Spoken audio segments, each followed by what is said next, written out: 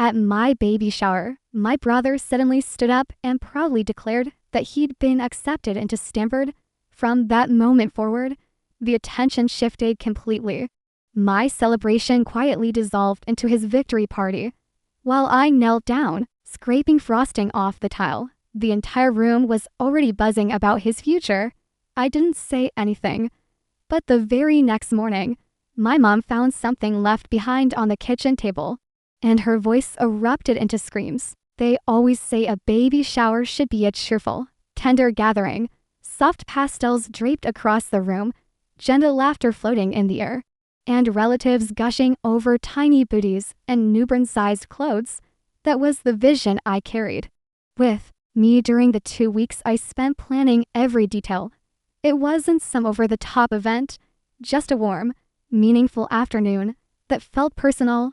I paid for the food myself. I ordered the cake, picked the decorations, and scrubbed the entire living room to chase away the lingering smell of greasy takeout and my dad's constant cigars. I even made a playlist. Quiet acoustic songs, the kind I imagined would one day lull my daughter to sleep. At 8 months pregnant, I climbed onto a stool and strung paper garlands across the windows because no one had volunteered to help me, and I did all of this with the hope that just this once, maybe my family would truly be happy for me. At first, I thought they might be. A few relatives trickled in carrying wrapped gifts. My aunt handed me a stack of children's books. My cousin gave me a stuffed fox, saying it reminded her of the one I used to cling to when I was little. For a brief moment, I allowed myself to believe maybe this day really would turn out okay. But then my parents walked to the front of the room. My mom tapped her wine glass with a fork, cleared her throat, and smiled with the kind of look that suggested she was about to announce her own pregnancy. My dad's arm slipped around her shoulder as he beamed proudly, and there was Roger just off to the side, shifting nervously, grinning like he couldn't contain it anymore. Just before we were about to cut the cake, my mom spoke in that syrupy, sweet voice I knew all too well. "We just have a little surprise to share," she said, and I knew instantly this day wasn't going to be mine anymore. Roger stepped forward, holding up an envelope like it was a sacred relic. "I got in," he announced, glowing. "Stanford, full acceptance." The room burst into applause. A cheer broke out from the back. My aunt, who had only minutes earlier told me how much she was looking forward to meeting my baby, rushed to throw her arms around him, as though she had just hit the jackpot. And in that single instant, the entire atmosphere flipped. It felt as if someone had uncorked a bottle labeled "Better News," and the whole room was desperate to drink it in. My baby shower had transformed into a college acceptance celebration in less time than it takes to light a candle. No one needed to say it aloud. It was already clear. The change wasn't just in conversation. It was physical. Chairs scraped across the floor, dragging into new circles around Roger. The carefully arranged snack table I had put together turned into a station for his congratulations. The cake I had chosen so thoughtfully, it sat untouched, forgotten, just like the very reason we had gathered at all. And then, one after another, his friends started piling in. Not mine, his. A wave of teenagers, backpacks still hanging off their shoulders, poured through the doorway like they owned the place. One of them shouted, "Where's the party at?" Another came in carrying a speaker, already blasting music loud enough to shake the windows. The quiet lullaby playlist I had carefully built, it vanished under thumping bass. I was still holding a cup of ginger tea someone had given me, still wearing the soft pink sash that said "Mom to be," the one my cousin had bought just for the occasion. No one noticed. They shifted the gifts off the main table to make room for alcohol and soda. My mom mentioned offhandedly that we'd cut the cake later once things settled down. But then the cake got shoved aside. Someone plopped a 2L soda bottle next to it, which tipped and spilled fizzy syrup down the frosting. I picked up a napkin and started blotting it. The frosting had smeared onto the table. I got down on my knees to wipe it properly before it dried. And while I was kneeling, 8 months pregnant, wiping frosting off the floor like some afterthought maid.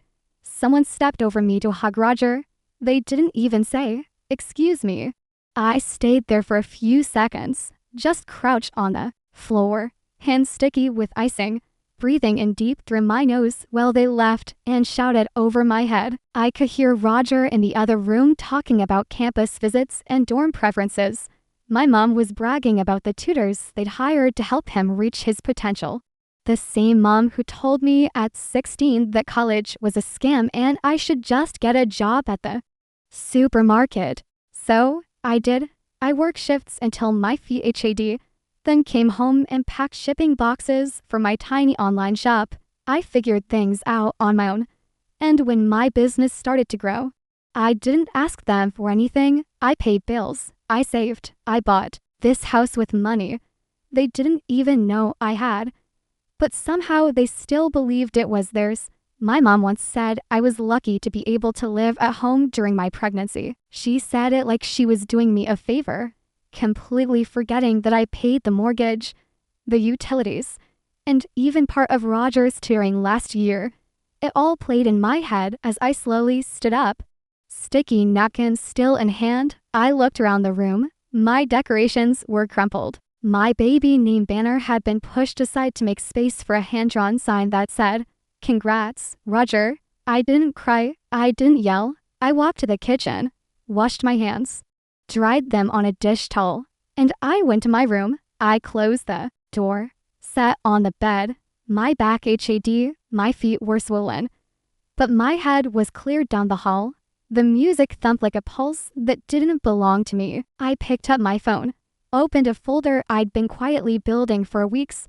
I didn't argue, but I also didn't forget. I used to think things were equal when we were little, that we were just two kids in the same storm, trying to stay dry under the same leaking roof. But when I look back now, really look, I can see the way the scales were always tipped, even in the small things. When I was 6 and Roger was 4, he threw my favorite doll in the fireplace. I cried for an hour. My mom told me it was my fault for leaving it where he could reach it when I said that wasn't fair. She sent me to my room for talking back. Roger got dessert that night. I didn't. In 3rd grade, I won 2nd place in the spelling bee. I came home beaming, holding the ribbon like it was made of gold. My dad glanced at it and said, "Just 2nd, maybe next year." When Roger won a participation medal in a soccer tournament, they threw him a pizza party. When I got a B on a math test in 8th grade, my dad said, "Well, at least you're trying." When Roger got the same grade, a year later, he got a tutor and a full lecture about unlocking his brilliance. I was expected to help around the house because I was more mature. I did dishes while Roger played video games. I cleaned while he got praised for remembering to take out the trash once a week. I was told to be patient, to be grateful, to set an example. The older I got, the more invisible I became. When I was 16 and said I wanted to go to college, my mom laughed. "College for what? So you can waste for years and come out in debt." "Oh, honey, you're better off getting a job and saving up." So I did. I applied to everything: grocery stores, retail, warehouses. I got hired at a discount clothing store and worked the floor during Black Friday while Roger was still in middle school. By the time he was 16, he had a brand new laptop, 3 private tutors, and a college prep coach. My parents took out a small loan to cover it. They called it an investment. They never asked me if I needed help with anything. I remember once at 17, I got into a minor car accident on the way to work. I wasn't hurt, just shaken. I called my mom from the side of the road. She sighed and said, "You should have been more careful," then hung up. 2 years later, Roger dented his fender in a parking lot and my dad left work early to go comfort him. He told everyone at dinner that night how grown-up Roger had been for calling him at 19. I started my online shop. It was small, just reselling clearance items and shipping them from my bedroom. I packed orders at night, sometimes falling asleep beside the printer. I never told anyone how many returns I had to eat, How often shipping delays made customers furious. I just kept going and slowly it worked. It wasn't glamorous. It wasn't flashy. But it was stable enough to quit my job enough to build something real. When I bought the house, I didn't tell my parents right away. I just invited them over and handed them the keys. My mom cried. My dad patted Roger on the back and said, "Now your sister has a place where we can all be together." They moved in the next month. They never asked if they should contribute, never offered to split bills. They acted like I was doing what any daughter would do. I let it slide. I told myself it was temporary. I thought maybe if I gave enough, they'd finally see me. When I told them I was pregnant, I expected shock, disappointment. Maybe what I got was worse. "Oh," my mom said, blinking. "Oh, I guess that's happening." My dad asked if the father was in the picture. I said, "No." They nodded. No follow-up, no congratulations. They told Roger at dinner the next night. He laughed and said, "Guess we'll have to baby-proof the Xbox. I'll have to." But only because it was easier than crying when I offered to hire someone part-time to take over some of my order fulfillment so I could rest her. In the last few months of pregnancy, my dad asked, "Are you sure you can afford that? What about Roger's application fees?" I wish I could say that was the moment I broke, but it wasn't. It was just another way added to a pocket already dragging me down. Something shifted, though. Quietly, I started digging, researching, asking the right questions, getting ready. Because if they weren't going to protect me, then I had no choice but to protect myself and my daughter. I didn't want her earliest memories to be of me cleaning up after people who treated me like a utility. I didn't want her to grow up thinking that love was something you earn through silence and constant sacrifice. So I kept smiling, kept saying yes, kept helping. Every time someone needed something, I'd reply, "Of course," even as I kept quietly planning. That baby shower had never really been about me, not in their eyes. To them, it was just another excuse to host, to gather, to flaunt their version of family. But it also became the last time I would allow them to take over like that. They just didn't know it yet. The house was silent, but not the peaceful kind. It was the sort of stillness that hangs heavy, like the split second before a scream, like a breath being held too long. I stood in the kitchen, pouring a mug of tea, the gentle hiss of the kettle the only sound surrounding me. The sun had barely started its rise outside, but inside the counters were still sticky with spilled soda, and the sink was overflowing with dishes that weren't mine. I had arranged the notices deliberately, one placed in the center of the table, 3 more underneath, each one marked with their names in bold black ink. The baby inside me shifted as I eased into the chair, gently rubbing my lower back. My body was sore, but my thoughts were focused. I had been getting ready for this longer than they had any idea. At exactly 7:02 a.m., I heard the floorboards creak in the hallway, my mother's slippers dragging. She entered the kitchen with a tired grunt, and then froze in place when she spotted the table. I didn't glance up. I didn't have to. "What is this?" she asked, her voice still thick with sleep. I took a sip of my tea. She reached for the top page and began to read. It only took 5 seconds. Her eyes widened. Her mouth fell open. "What the hell is this?" she snapped, her voice cutting through the morning stillness. Another pause, then she screamed, "Lily, what is this?" The mug in my hand stayed perfectly steady. I took another sip. My father stumbled into the room in his robe, squinting like he hadn't fully woken up. Roger came in right after, yawning and rubbing his eyes. "What's going on?" my dad asked groggy. "She's evicting us," my mom shouted, weaving the paper as if it were on fire. Roger froze in place. "What?" he croaked. I finally looked up. "I've given you 30 days. Everything's written." "There, you're joking," my dad said, stepping forward, snatching one of the papers for himself. "This can't be real." "What even is this?" "I mailed the certified letters yesterday," I said evenly. "They'll be delivered this afternoon." These are just courtesy. Copies. You're kicking us out. Roger's voice cracked. What is wrong with you? I'm taking my house back. My mom's hands trembled. And when she spoke again, her voice broke completely. After everything we've done for you, she shouted, you're really doing this now? Now when you're about to give birth? No, I replied. I'm doing this because I'm about to give birth. Roger slammed his palm against the table.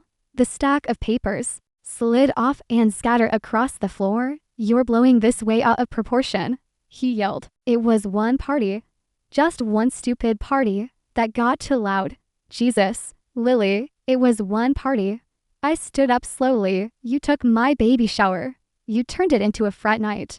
You let people I didn't even know trash my house while I was scrubbing frosting off the floor like the damn maid we were celebrating, he shouted.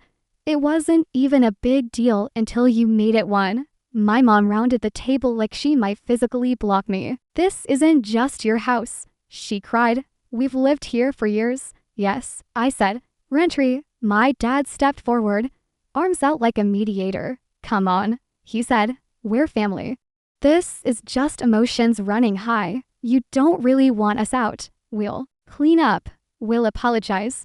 We'll make it right. I stare at him. I said, you'll gaslight me into thinking I'm overreacting like you always do. Then you'll go back to pretending this house and my life are yours to manage. My mom's face was red now, bright red. She looked like she might explode. You ungrateful little brat. You think you're better than us because you started a stupid online store. You think that makes you important? We raised you, we sacrificed. For you, I laughed quietly. Just one breath of disbelief. You sacrificed me for Roger every single time. My father's jaw tightened.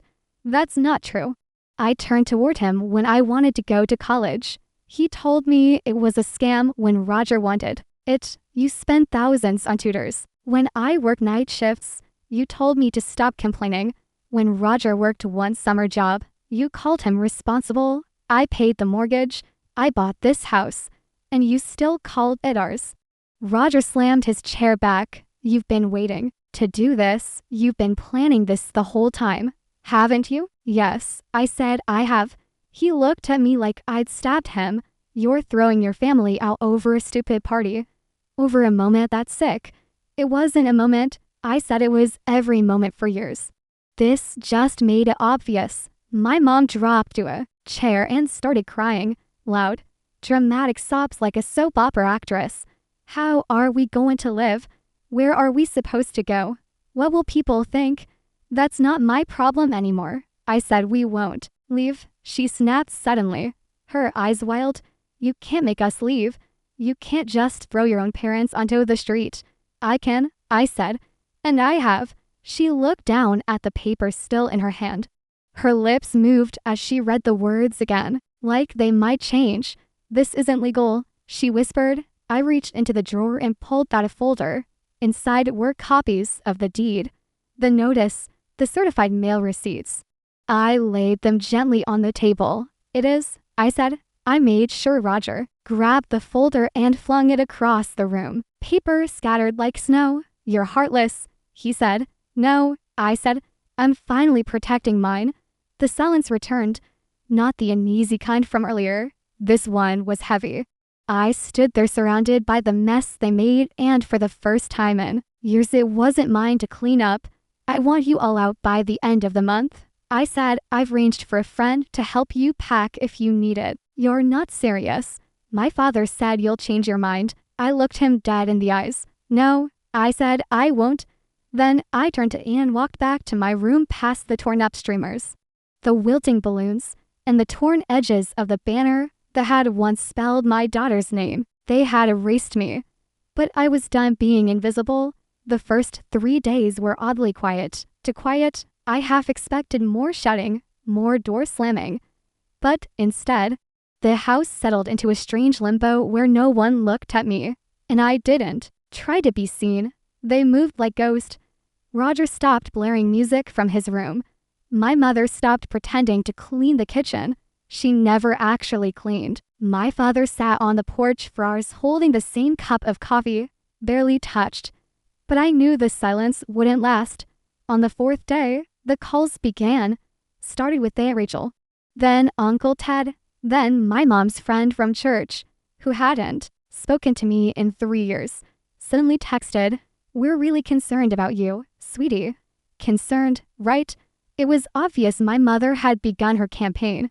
She'd been painting me as hormonal, unstable, probably not thinking straight because of the baby. She's making rash decisions. She'd said to someone, I saw the forwarded message from a cousin. We don't want to stress her out. But she needs help. They were spinning it as concern is love, as the kind of emotional pressure designed to make me feel like the bad guy. The next day, my father asked to talk. We'll start contributing, he said. Rent bills. We should have done that before. You're right. He said it like it was a peace offering, like it erased everything you had. Yours. I said, you didn't just forget. You chose not to. He nodded, then added, but think about what this looks like to the rest of the family. There was the shame card. I smiled and walked away. Day 7. Roger tried a different tactic. I talked to Coach Harrison. He said, over dinner, he said, if I defer a year, I might lose my scholarship. We have to move right now. I can't focus. I can't even sleep. I nodded. Tough. You don't even care. He snapped. You didn't care when I was 8 months pregnant and scrubbing frosting off the floor. He slammed his fork down and stormed off. Day 10. I got a call from my business partner. Hey, just a heads up, she said hesitantly. Someone emailed me anonymously claiming you're emotionally unstable and might not be able to handle running the business. After the baby comes, they suggested I start looking at new leadership. My stomach sank.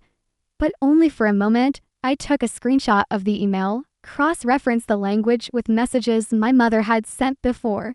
It matched word for word. I didn't reply. I forwarded it to my lawyer. Day 12. They stopped pretending. My mom cornered me in the hallway. I know you think you're strong now, she hissed. But when that baby comes and you're exhausted and overwhelmed, we'll see how long this lasts. Don't come crawling back when you realize you need us. I looked her in the eye. I already realized I don't. Day 16. A sheriff's deputy dropped off her letter at the front door. My dad opened it, read it, and punched the wall. Court filing, he muttered. They had hoped I wouldn't go through with the eviction legally, that I'd crack, that I'd give up. But the papers were filed. The hearing was scheduled. I wasn't backing down. Day 21. They tried guilt again. My mother sobbed loudly in the living room, loud enough that the neighbors probably heard. She listed everything she'd ever done for me. How she let me live at home. How she watched over me during my pregnancy. How she sacrificed her peace for me. I sat in my room, noise canceling, headphones over my ears, finishing baby registry updates. Day 25. Roger called his girlfriend over and loudly said in the kitchen, she's crazy. She's going to ruin her kid's life without us. I walked in, looked at his girlfriend who had been at the baby shower and said, you helped ruin my baby shower. You might want to leave before. I wrote down the names of every underage person who had been drinking that night, and I submitted the report with your name attached. Her face went pale, and without a word, she turned and walked out. Day 28. They began packing. Suitcases started appearing like shadows in the hallway. Reluctantly, gradually, a bag here, a box there. I didn't smirk, didn't even crack a smile. I simply waited. By the 30th day, the house was already halfway empty. My dad didn't say a word when he left. He walked out the door without a single glance back. My mother stood in the foyer, arms wrapped tightly across her chest, eyes glistening with tears she refused to let fall. You'll regret this, she murmured. Family is forever. I agree. I answered, and that's why I'm building one that's truly worth keeping. Roger was the last to leave. He lingered in the doorway, a backpack slung carelessly over one shoulder. You're lucky, you know, he said, now that I'm gone. You've got no one left to blame. Then maybe I'll finally find some peace, I told him. He rolled his eyes, turned away, and the door clicked shut behind him. Silence, not the sharp, cutting kind, not the kind that lingers, simmering. This was different, a silence that felt calm, unburdened. I stood in the center of the living room. The space seemed bigger without their clutter, brighter, too, like the house itself had been holding its breath and at last could release it. I walked into the nursery, opened in the closet, folded a few tiny onesies, and laid a soft pink blanket neatly in the crib. Outside, the wind drifted gently through the trees. I sat down, one hand resting on my belly. For the very first time in my life, I felt genuinely safe, not because anyone else made it that way, but because I had created it myself. For years have passed. Just last month, my daughter began preschool. She strapped on a little purple backpack and proudly announced she was going to teach her classmates how to draw clouds. She's kind, curious, and determined. She reminds me of myself, only stronger. The business is thriving. I never once had to close, not even during the draining newborn stage. I've hired to more employees, and last year, we finally crossed the six-figure line. These days, I no longer work endless hours. I don't grind myself down the way I once did. Now, I finally have space just to live. As for my family, we haven't spoken since the day they walked out. I never reached for them, and they never tried to reach me either. Still, relatives gossip at weddings, at funerals. Whispers always find their way back. From what I've heard, Roger dropped out after his first year. Turns out it's tough to keep up when no one is there to pick up the pieces for you. My parents moved in with one of my uncles, but that arrangement collapsed quickly. He kicked them out after only 6 months and paid bills, and my mother apparently was unbearable to live with. They're not doing well, and no, I don't feel proud of that. But I don't feel guilty either. I gave them chance after chance. All I ever asked for was the bare minimum. And when they refused to give even that, I finally stopped giving everything. Some claim family is unconditional, but to me, respect is what should be. So that's my update. Do you think I made the right choice? Leave your thoughts in the comments, and don't forget to subscribe for more stories like